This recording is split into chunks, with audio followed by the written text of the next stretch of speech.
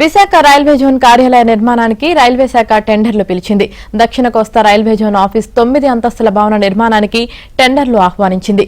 2 సెల్లార్ల parking ఫ్లోర్లతో కలిపి మొత్తం 11 అంతస్తుల భవనాన్ని నిర్మించనున్నారు. విశాఖ జోనల్ కార్యాలయ నిర్మాణ టెండర్లకు సంబంధించి రైల్వే శాఖ మంత్రి అశ్విని వైష్ణవ్ ఎక్స్ వేదికగా వెల్లడించారు.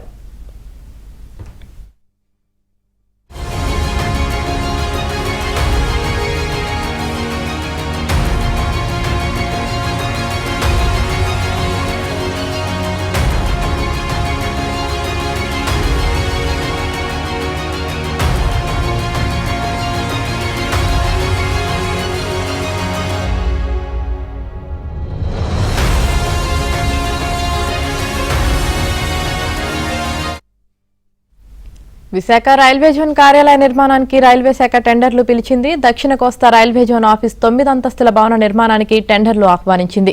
2 సెల్లార్ల పార్కింగ్ ఫ్లోర్లతో కలిపి మొత్తం 11 అంతస్తుల భవనాన్ని నిర్మించనున్నారు.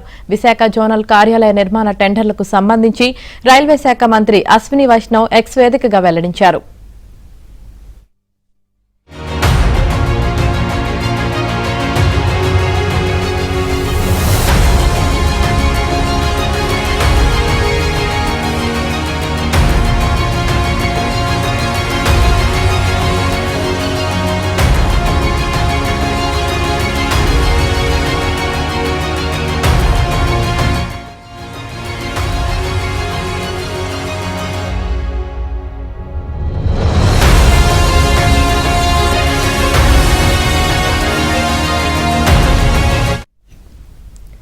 విశాఖ రైల్వే జోన్ కార్యాలయ నిర్మాణానికి రైల్వే శాఖ టెండర్లు పిలిచింది.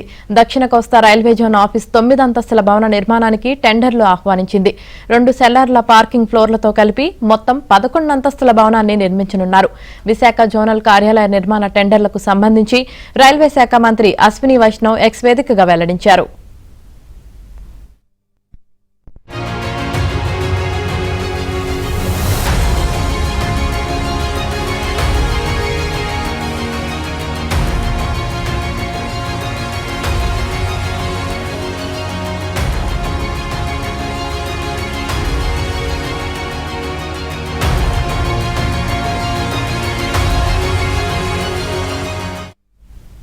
విశాఖ రైల్వే జోన్ కార్యాలయ నిర్మాణానికి రైల్వే శాఖ టెండర్లు పిలిచింది. దక్షిణ కోస్తా రైల్వే జోన్ ఆఫీస్ 9 అంతస్తుల భవన నిర్మాణానికి టెండర్లు ఆహ్వానించింది.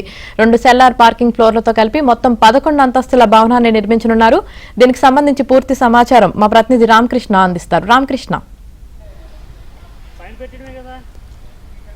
యామిని విశాఖపట్నం దక్షిణ కోస్తా రైల్వే జోన్కి ఒక ముందడుగు పడిందని చెప్పొచ్చు. గత ప్రభుత్వ హయాంలోని ఈ జోన్కి సంబంధించి కూడాను భూమిని కేటాయించడానికి చాలా ఆలస్యం చేశారు. అయితే కూటమి ప్రభుత్వం అధికారులకు వచ్చిన తర్వాత కేంద్ర ప్రభుత్వంతోనూ అలాగే రైల్వే శాఖ మంత్రితో కూడాను ముఖ్యమంత్రి చంద్రబాబు నాయుడు ఎన్నో కీలకమైన చర్చలు జరిపారని మనం చెప్పొచ్చు. అందులో భాగంగానే ఈరోజు విశాఖపట్నం దక్షిణ కోస్తా రైల్వే జోన్కు సంబంధించి ఆ భవన నిర్మాణానికి టెండర్ల ప్రక్రియ కూడా ప్రారంభమైందని చెప్పవచ్చు. టెండర్లు కూడా పిలిచారు. ఇది మొత్తం ఈ భవనానికి సంబంధించి మొత్తం 11 అంతస్తులు అంటే 9 అంతస్తులు 2 సెల్లారు కారు పార్కింగ్తో సహా మొత్తం 11 అంతస్తుల భవన నిర్మాణానికి టెండర్లు పిలిచారు. మొత్తం చూస్తుంటే అంటే కూటమి ప్రభుత్వం వచ్చిన తర్వాత రైల్వే జోన్కు సంబంధించి కూడాను అన్ని పనులు కూడా శరవేగంగా జరుగుతున్నాయి. ఎంతో ప్రతిష్టాత్మకంగా తీసుకున్నారు. గత వైసీపీ ప్రభుత్వం ఎటువంటి వేగవంతమైన చర్యలు తీసుకుపోవడంతో కూటమి ప్రభుత్వం అధికారులకు వచ్చిన తర్వాత శరవేగంగా ఈ జోన్కు సంబంధించిన కార్యక్రమాలు అన్నీ జరుగుతున్నాయని చెప్పవచ్చు. అందులో భాగంగానే ఈ భవన నిర్మాణానికి కూడా టెండర్లు పిలిచింది. ఈ టెండర్లు కూడా సుమారు 149 కోట్ల రూపాయలతోని నిర్మించనున్నారు.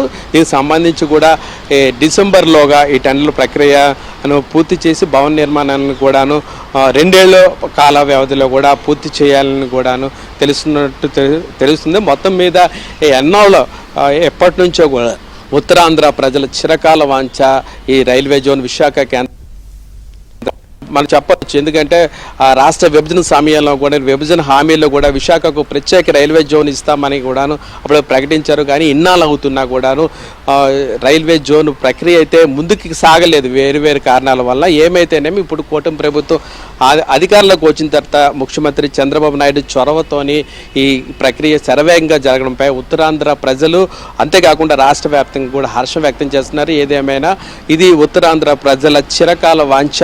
విశాఖ ప్రత్యేక రైల్వే జోన్ అనేది ఇప్పుడు ఈ కళ సాకారం అతి త్వరలోనే కారణంపై హర్షం వ్యక్తం అవుతుంది. Yamini. Right, thank you Ramakrishna.